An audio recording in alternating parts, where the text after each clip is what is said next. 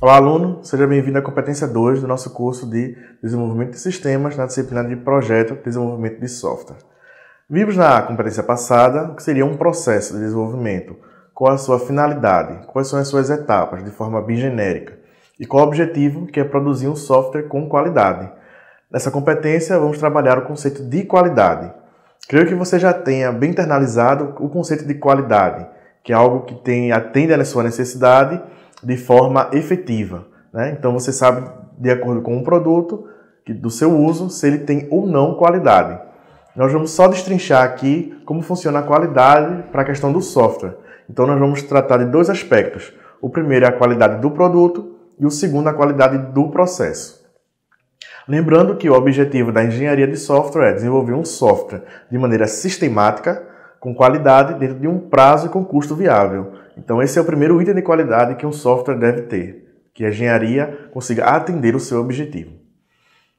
Para falar da qualidade do produto, nós vamos utilizar uma ISO, a ISO 25010 de 2011. Ela está bem detalhada no nosso caderno. Sugiro que você vá até lá, dê uma lida.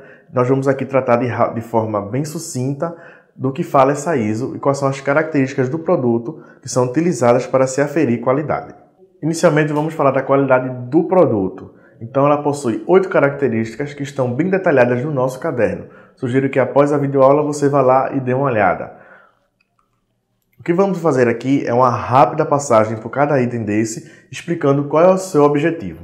Iniciamos pela adequação funcional. Ela vai medir o grau das funções disponibilizadas por um serviço, por um sistema, e se essas funcionalidades atendem às necessidades a que foram propostas sob condições específicas. Então imagine um aplicativo de banco, se você consegue realizar as operações que foram propostas por eles, como por exemplo, verificar o seu saldo, fazer uma transferência ou pagar uma conta. A segunda característica é a confiabilidade. Então todo software deve ser confiável, ou seja, ele deve ter um comportamento de acordo com o esperado ao longo do tempo. Ele não deve executar atividades a que não foi proposto ou ao longo do tempo mudar o seu comportamento.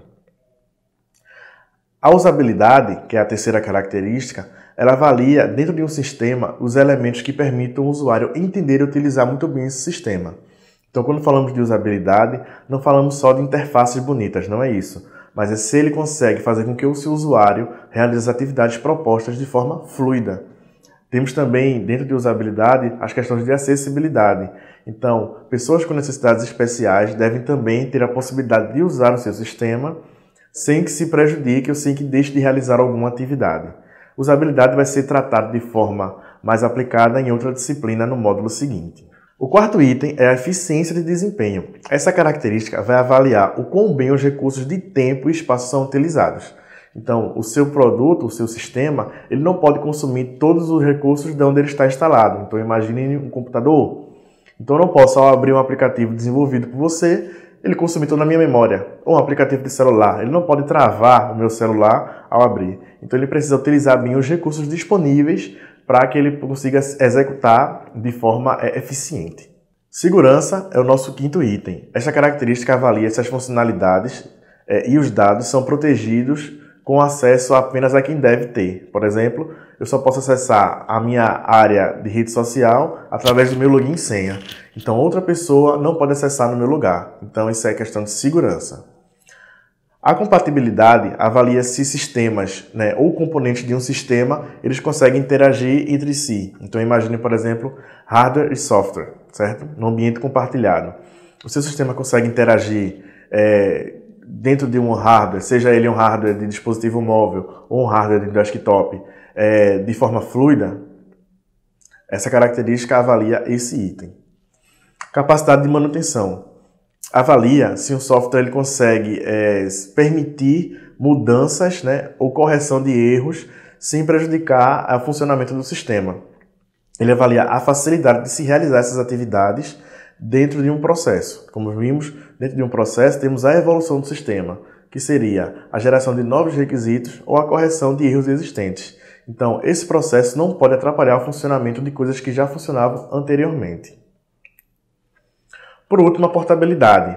A portabilidade varia em que grau um sistema ou um software ele pode ser transferido para outro ambiente. Então imagine, por exemplo, um sistema que roda no navegador, ele pode ser utilizado num celular ou num ou no desktop. Então, no desktop eu vou utilizar um navegador que vai ter uma resolução específica para aquele tipo de componente. No celular também, ele vai ter uma resolução específica para aquele tipo de componente. Então, o software ele tem que ser portável, ele tem que rodar em diversos ambientes da mesma forma, sem prejudicar o funcionamento ou a utilização pelo seu usuário. A segunda classe de características que nós vamos avaliar são as características de uso. Certo? Diferente das características do produto, que são avaliadas no ambiente de desenvolvimento, as características de uso são avaliadas pelo seu usuário no ambiente final, pelo seu usuário de fato. Elas são mais simples, são apenas 5 características. Igualmente, as primeiras elas estão bem detalhadas no nosso caderno. Nós vamos aqui explicar de forma sucinta como se aplica a cada uma. A primeira qualidade do produto no seu uso é a efetividade. Então, ela avalia se o sistema consegue auxiliar o usuário a atingir os seus objetivos de forma correta, se ela é efetiva no seu funcionamento. A segunda é a eficiência.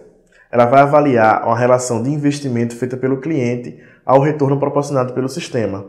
Então, ela pode ser medida através de um retorno financeiro ou simplesmente pelo fato de resolver um problema de um cliente. Eu investi num sistema, num aplicativo, e quero saber se ele me ajuda a resolver o meu problema, se ele é eficiente na resolução do meu problema.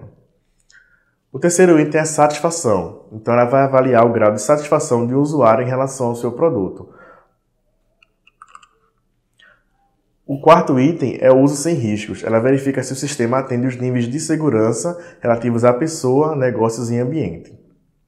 Vimos que segurança também é um item do produto, ou seja, ele vai avaliar se apenas pessoas autorizadas conseguem utilizar aquele aplicativo, dependendo de áreas que trabalhem com login, uso de senha, acesso a dados. Então, tudo isso é verificado se eu consigo utilizar esse sistema sem que tenha riscos às minhas informações.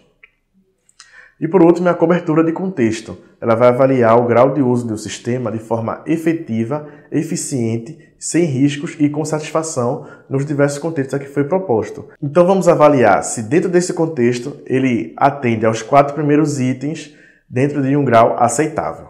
Vamos agora entender o que é a qualidade do processo. Lembrando que o processo são as atividades que levam ao desenvolvimento de um sistema, como vimos na competência 1. A qualidade do processo pode afetar a qualidade do produto. Se eu tenho um processo bem definido e bem executado, ele vai me gerar um produto melhor. Mas caso contrário, ele pode atrapalhar o desenvolvimento do meu sistema. Então, a melhoria do processo pode auxiliar a também ter um produto com maior qualidade. Para avaliar a qualidade do processo, nós temos o que chamamos de modelo de maturidade. Os modelos de maturidade, eles visam avaliar um processo de desenvolvimento dentro do que se propõe a fazer e dentro de suas etapas. O objetivo de um modelo de maturidade é medir a maturidade do processo no nível atual, e que níveis de maturidade ele pode alcançar para frente e que erros podem ser eliminados. Nós vamos entender usando 2 modelos de maturidade que são os mais utilizados dentro desse processo de qualidade. O primeiro é o CMMI. A sua origem e todo o seu funcionamento bem detalhado também está no nosso caderno. O que nós vamos explicar aqui na figura que você está vendo agora são as etapas e o que se pretende realizar em cada etapa. Então imagine que você tem um processo de desenvolvimento de software daqueles que vimos na aula passada, qualquer um deles. Um modelo de maturidade visa avaliar o quão bem esse processo é definido, o quão bem ele é executado e o quão bem ele traz o seu resultado. O CMMI ele tem 5 etapas ou 5 níveis de avaliação. Então vamos entender cada um desses níveis como sendo a passagem para um nível maior, também com um modelo de maturidade mais bem executado, mais bem definido. No nível inicial, quando uma empresa tem um modelo de processo no nível inicial, ela não consegue ter o controle sobre os seus processos, sobre suas atividades. Então eles são bem imprevisíveis. E isso é ruim, porque eu não sei o que posso gerar como produto dentro de um processo em que eu não sei gerenciar as minhas atividades. A partir do momento que esses processos conseguem ser bem caracterizados, com as suas ações bem definidas e que são frequentemente realizados, eu passo a ter um produto no nível gerenciado, um processo no nível gerenciado. A partir desse gerenciamento, eu consigo levar essas características para toda a minha organização. Ou seja, esse modelo de processo ele vai ser não só bem executado por mim, mas por toda a minha empresa. Então, ele passa a ser definido. Na próxima etapa, que é o quantitativamente gerenciado, além de ter um processo bem definido, eu consigo agora realizar medições e controles sobre esse processo. Eu consigo começar a avaliar o quão bem esse processo é executado, em que etapas ele pode sofrer alterações e ele já é bem definido dentro da minha empresa. O último nível, que é o nível de otimização, eu já consigo, além de avaliar, realizar melhorias dentro do meu processo.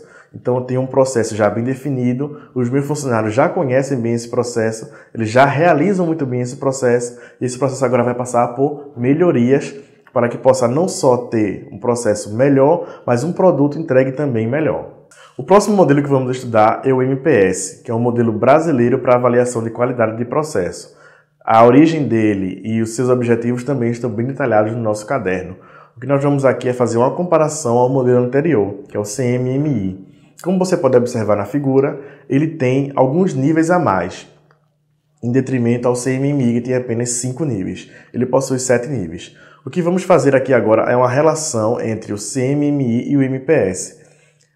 Perceba que a grande diferença está no nível 3, o nível definido. No CMMI, para se estar no nível definido, eu preciso ter um processo já em execução, onde meus funcionários já o conhecem e ele já é executado em diversas equipes da minha empresa. No MPS, essa etapa é bem definida. Ela sai de um nível só para 3 níveis. Então, ela passa a ser parcialmente definido, quando algumas atividades dele são definidas, mas não todas. Largamente definido, onde eu tenho uma grande quantidade de atividades já bem desenvolvidas e bem definidas, e o definido, que é quando eu atinjo o nível 3 do CMMI, que é quando toda a minha empresa já conhece o meu processo, já executa o meu processo, e ele está sendo bem executado dentro da minha empresa. Nos demais níveis, eu tenho a mesma relação com o CMMI, o nível gerenciado quantitativamente e o nível em otimização, que tem o mesmo objetivo do modelo anterior. Bem, podemos entender nessa segunda competência como é que funciona a qualidade de um produto de software, não só do produto em si, do sistema entregue, mas também das equipes que o desenvolvem. Espero ter contribuído um pouco mais com esse processo de aprendizado de todos vocês. Caso de dúvida, nos procurem nos fóruns, realizem as atividades e leiam o caderno. Até a próxima!